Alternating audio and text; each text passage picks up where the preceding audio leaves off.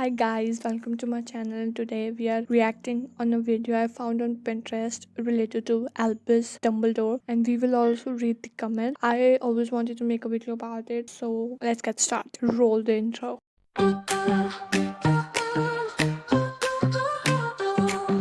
Glasses on, head in the clouds, lost in books, yeah, thinking out loud. Coded dreams, pixels in sight, caught in the glow of the screen's bright light. Marvel posters line the wall, gaming nights, we're having a ball. Science facts that blow your mind, dirty sprees that you can't find. Nerd vibes, feeling so right, let's dive deep into the night. Tech and toys make our world spin, welcome friends, come on in. That he will, but he's just a liar. Two birds on a wire. One tries to fly away, and the other watches the ghost and fire. Says he wants that will, but he's just a liar.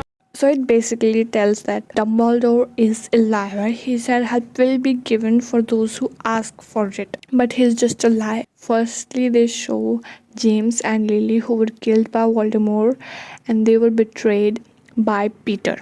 I am not sure how is Dumbledore a liar here.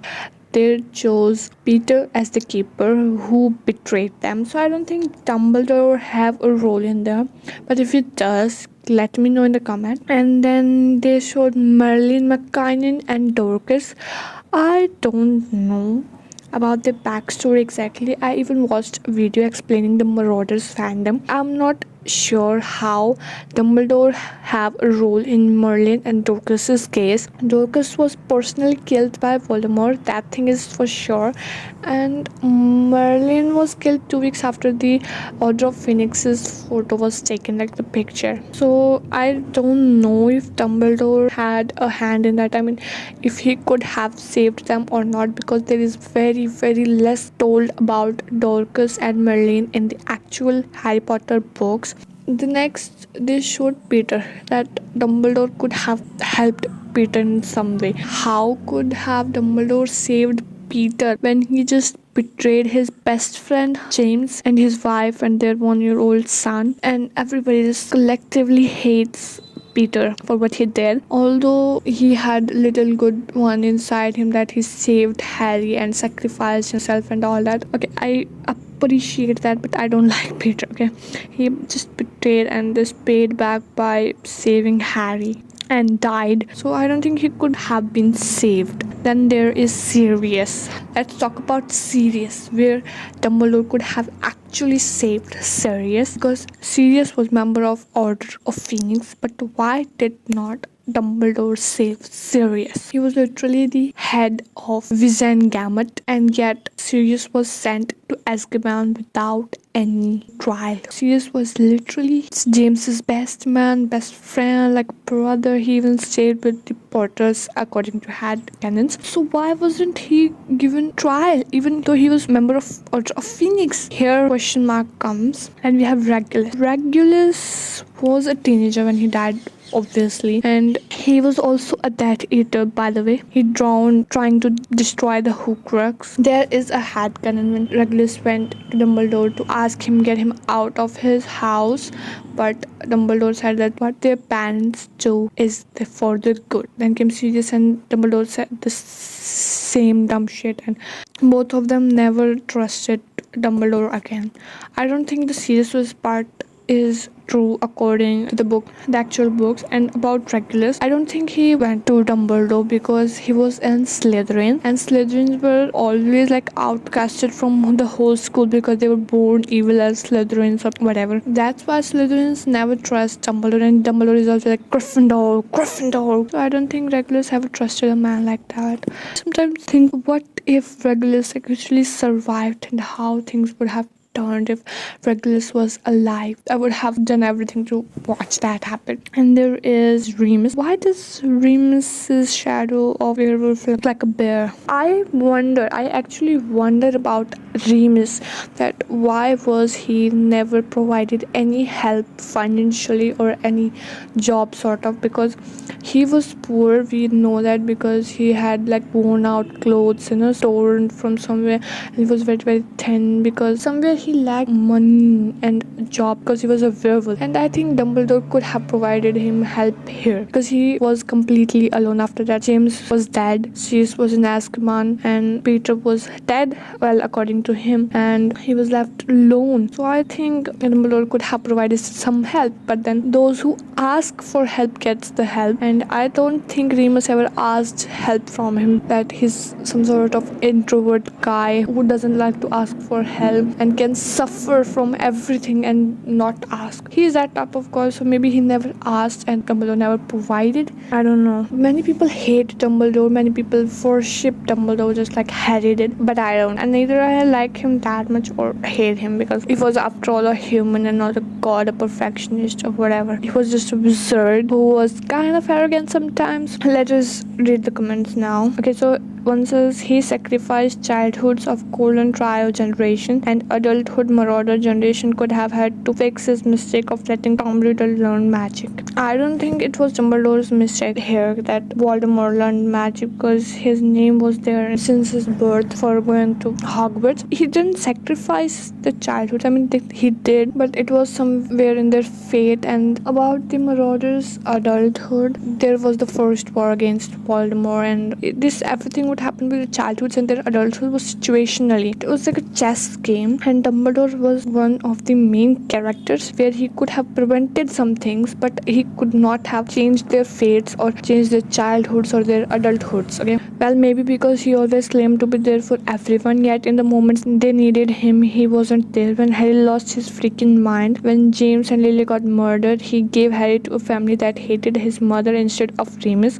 He did nothing to get Sirius out of Azkaban, and yet he claims to be everyone's friend when deep down he did it all for his own benefit. So when Harry lost his mind, the situation is right, and he should have given it to Remus. He should have given it to Professor McGonagall, but he just gave it to the Dursleys, who literally abused him for like 11 years. He said that it was for the good. It's better if he stays away from that world, but I think it would have been better if he stayed with someone who was from that world to understand the depth of it, to understand the situation. He didn't want Harry to get arrogant over the situation that he was chosen one, the boy who lived.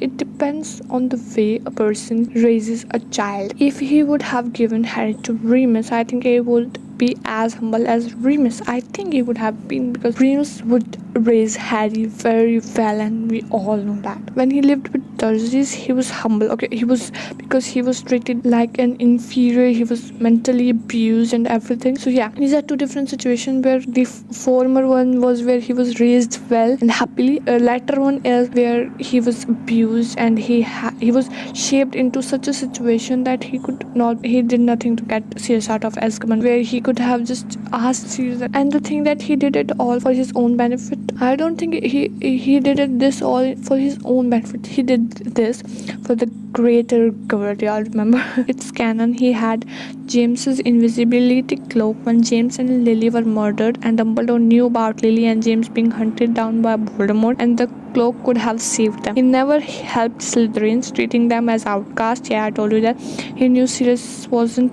secret keeper, but still let him get imprisoned. He knew Harry's dream were Voldemort and didn't say a word. He raised an army of child soldiers twice, treated Harry as a pig for slaughterhouse, and sent Harry on multiple missions. Yeah, it was mentioned in the book that Dumbledore had James's invisibility cloak, which could have saved them if Voldemort was hunting them down. Okay, there is a mistake in this. The thing is, Dumbledore took James's invisibility cloak because he was inspecting it, because he had suspicions that it was one of the Deathly Hallows. That's why he took James's invisibility cloak, by the way, and he was kind of regretting it if we look in the books. Yes, he knew that Voldemort was hunting them down. That's why they went underground, literally. And yeah, about that, an army of child soldiers twice. That was their own choice. But yeah, he didn't say a word about it. That's one thing. Treated Harry as a pig for slaughter. We all know that was literally the whole point, and that was the first thing people pointed out about Dumbledore. It says Dumbledore is the perfect example of what I like to call toxic heroship. He saves and helps people if and only he knows they will be forever loyal to him if he gains. People like Sirius would be loyal to James or Harry before Dumbledore, so saving him was never a concern. But Harry, he needed Harry's sacrifice, he needed his loyalty, he needed to be Harry's savior, so he put Harry in an abusive home. Why? Because in order to fix broken vase, you must break the vase. Yes, Dumbledore is literally a toxic heroship because it's all for the greater good, because we saw his toxic heroship side by the letters he wrote to Grindelwald, his and Grindelwald's relationship, and that their sister got killed and all that. Yeah, he regretted all that in the later times. And yeah, he only saved those who just followed him blindly. Then we have another, I didn't find part one, sorry. Conditions stem from childhood in Harry's case. You think if Harry had been raised by Sirius or Remus or McGonagall that he would be have followed so blindly? No, he wouldn't. Obviously, Albus wouldn't have been hero then. Yes, he wouldn't be, because they would have been his hero. Instead, Harry grows up in an abusive home, because then Albus can be the shining savior to the boy who lived. He'll do anything for this man. He goes on deadly missions for him without second thought. He fights his war because he's Albus Dumbledore. Yes, this is the right thing that happened. Okay, so help will always be given at Hogwarts for those who Dumbledore thinks deserve it. Yes, specifically if they will follow blindly or have something irreplaceable for the cause. Yes, for the greater good. After Harry was born, he needed the prophecy to come true, so the Potters and Longbottoms were exposed.